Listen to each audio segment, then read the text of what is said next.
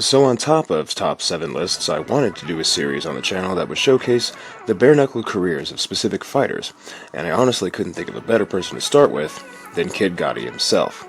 He's the current BKFC interim bantamweight champion with a solid 5-0 undefeated streak. He's the youngest champion to ever grace an American bare-knuckle ring, and is set to face Johnny Bedford for the bantamweight title soon as the brutal one is recovered from injury. So, I figured while we wait, and the fact that he just got another win under his belt, let's talk about Mr. Grant who refuses to can't. I need a writer for my intros. Anyway, I hope you're all having a great day. My name is Wolf, and welcome back to the Bare Knuckle Review.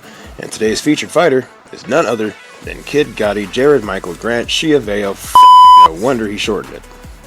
As we mentioned before, Kid Gatti is the current bantamweight interim champion. He hails from Miami, Florida, US of A. He is 23 years old, standing at 5'6", 136 pounds with a 68-inch reach and a solid 5-0 record. 1 TKO, 2 knockouts, 1 stoppage, and 1 unanimous decision. Grant had a 48-win streak in amateur boxing, and at the age of 22, he made his professional combat sports debut, yeah, this is the sport he started with, at BKFC 12 in Daytona Beach, Florida, on September 11, 2020. His first opponent was Joshua Boudreaux, who was coming in at 133 with an 0-2 record. Boudreaux comes out swinging wildly in a brawling style that Grant seems more than ready for, easily countering and blocking strikes, showing his speed by timing his spots and answering Boudreaux's big swings with quick inside counters. Grant gets a knockdown, gets another knockdown, and then with 5 seconds left in the first, he manages to score a third knockdown. Boudreaux's defense seems to wane, as in the 4th round he's perpetually stuck in a time loop of throw a couple big punches, duck and cover, and pray for the barrage to end quickly, before Grant grabs a clinch and puts Boudreaux down for a 4th time. You could argue that the match could have been stopped here, which, by the way, I'm totally going to make a top 7 list about fights that should have been stopped earlier. Stay tuned, please subscribe. But credit to Boudreaux, who kept getting back up and staying in the fight. He keeps coming at Grant, but Grant keeps out of the way with his superior movement and lands 2 more right hooks for another knockdown. Again, Boudreaux rises and is allowed to continue. He's allowed to throw 1 more punch before he's dropped 1 more time by Kid Gatti, and the referee mercifully calls an end to the contest, declaring Grant the winner by TKO. Grant's next bout was against fellow 135er Christopher Johnson on November 13th, 2020, in Grant's hometown of Miami, Florida, at BKFC 14. Johnson had just come off a loss to Anthony Reddick and had 21 pro MMA bouts under his belt and 7 pro boxing bouts to boot, and an 0-2 bare-knuckle record. Johnson noted Grant as a, quote, young cocky bully who hadn't been pushed hard and that he was gonna break him.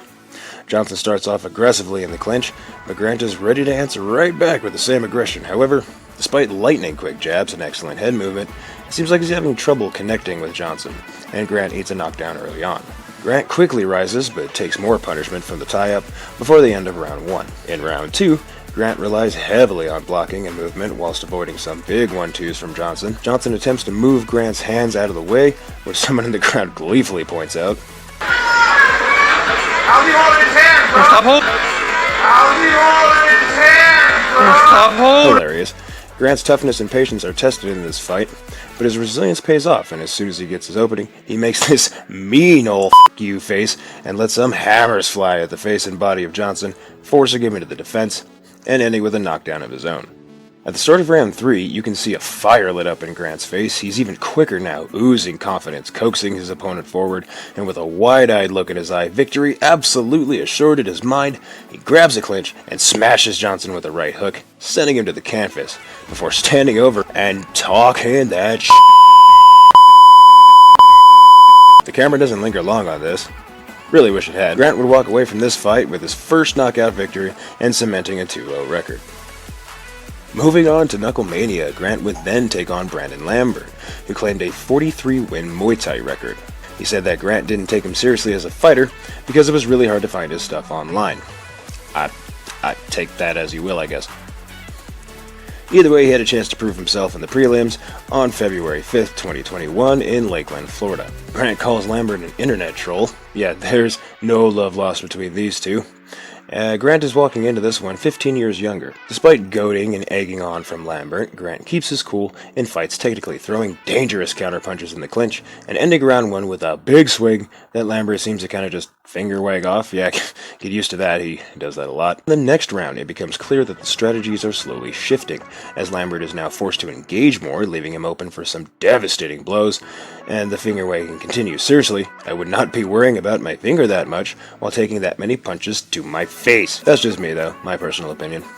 Meanwhile, Grant is becoming progressively more aggressive, picking his spots and staying on top of them. Lambert continues the taunting, trying to lure the younger fighter in, and with about 30 seconds left, Grant sends a message to Lambert that he won't be playing into this Lambert working off of the one, back to two, big right hand, and landed. Lambert doesn't taunt so much after that. The fight slows to a more technical pace now as it becomes a game of who's going to make the wrong move first. Unfortunately for Lambert, that would be him. 1:10 remaining, round number 3. Long jab again. Lambert pulls back the left hand. Triple jab from Grant. Huge right hand, and down goes Brandon Lambert. That all came from that uppercut to the body. Grant hit him with a real good one. Sometimes it's a delayed reaction. I don't think. Grant throws a mean overhand, and Lambert absolutely sees it coming, but he can't get his hands up in time, so he kind of just turns his chin in and downward and drops to the ground right as he's clocked in the air. It's kind of hard to tell, like you really have to slow it down to see it. Lambert protests and lays on the ground, covering the direct back of his head for a while, and believes the punch was targeted at said area. The replay shows a legal punch, however, and the victory is awarded to Grant. I genuinely wouldn't tell that to Lambert's face, though, as he looks like a literal psycho here. Christ, man! Next up was Travis Thompson at BKFC 18, June 26, 2021. Travis Thompson's walking in with 22 pro boxing bouts and a 3-3 bare-knuckle record, determined to prove himself in Miami, Florida. Unfortunately, the bout had a bit of an awkward start. My training is using great footwork to get myself out of bad situations. Whoops. Well, once the bout officially starts, we get a good back and forth between the two men, until Grant pulls another oopsie-doodle whoopsie-goofer and just shoryukens Thompson right in the boys. Tough night to be Jarod Grant. Tougher night to be Travis Thompson. Eventually, the fight does get going, and Grant lands a knockdown that nobody saw coming because Chris Young is standing in the way. Just kidding, Chris. Love the work, man. Thompson initiates a tie-up and starts punishing Grant's body with blow after blow after blow and ends the round with some nice head movement. Round 2 is a straight boxing match as both fighters look for openings and get in and out with good-looking combos until Thompson goes back to punishing the body from the clinch. Round 3, both men look tired but not overly exhausted. Thompson is just determined to break something inside the body of Grant, trying to stay away from those fast hands. Grant looks unamused. It starts to become clear that a cut opened up in round 2 could very well be disastrous for Thompson. But apart from that, Grant starts landing some hammers. Thompson continues to land blows, but he's just not quite as quick as Grant, and eventually Grant scores himself a beautiful knockdown. In the 4th round, Grant looks to end things with a vicious combo, forcing Thompson to clinch up. This goes on for a bit until the doctor is forced to take another look at that eye. The doc determines Thompson's eye is compromised, worse than your sister's 16th birthday party when she asked her parents for Nickelback tickets and got Theory of a Dead Man instead. No, I'm not old, you are! And Grant is awarded the 4 in his 4-0 record. Grant's next fight would be his biggest challenge yet, in more ways than one. Set to fight bantamweight champion Brutal Johnny Bedford, it looked like Grant was possibly on his way to taking the belt on his current trajectory. Unfortunately, Bedford was forced to pull out of the bout due to injury, making the scheduled title fight for the interim belt instead. Grant's new opponent? Mixed martial artist and 6'4" giant Anthony Reddick, who not only had 8 inches of height, but a hilariously one-sided 11 inches of reach.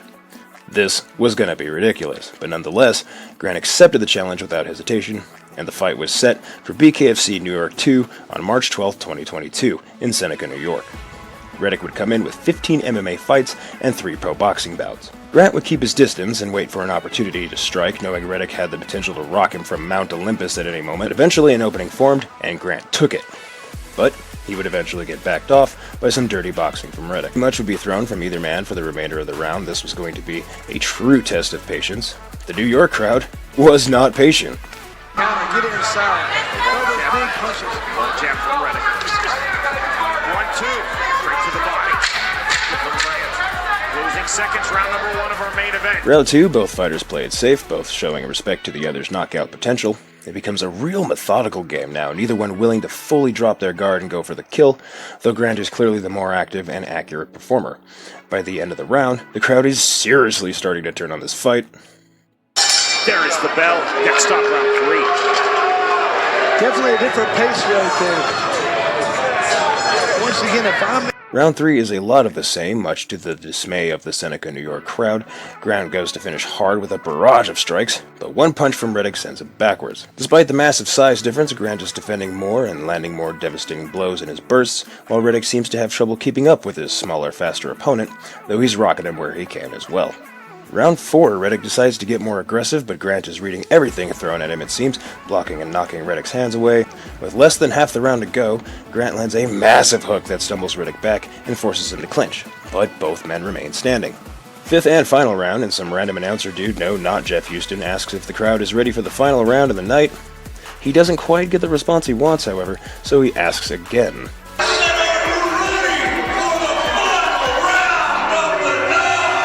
BKFC's reigning currently. The crowd was not ready for the final round of the night. Seriously, combat sports fans are simultaneously the best and worst thing about combat sports. Love you all. Just kidding. Please subscribe. Riddick begins to tee off, doing some massive damage, forcing Grant to clinch up. Riddick goes for it again, but again Grant gets a clinch. Grant is forced to fight more defensively now, though he does get to land a few tasty combos himself. Grant begins to swing hard, missing a big one initially, but he starts landing some bombs, forcing Riddick to cover up.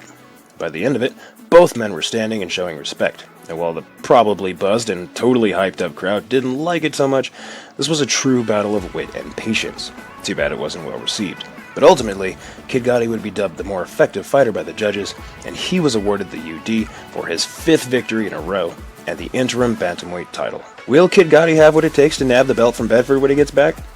Well, his record speaks for itself, but his skill, speed, and knockout potential have to be seen to be truly appreciated. One thing is for certain, however, at such a young age, Jarod Grant is not only champion material, but very well could be the next best thing in bare-knuckle combat. So that was today's fighter feature. I hope you enjoyed it. Let me know what you thought about it in the comment section, and who do you want to see covered next? Don't forget to like, share, and subscribe to the channel. My name is Wolf, you guys have been awesome, and we'll see you next time.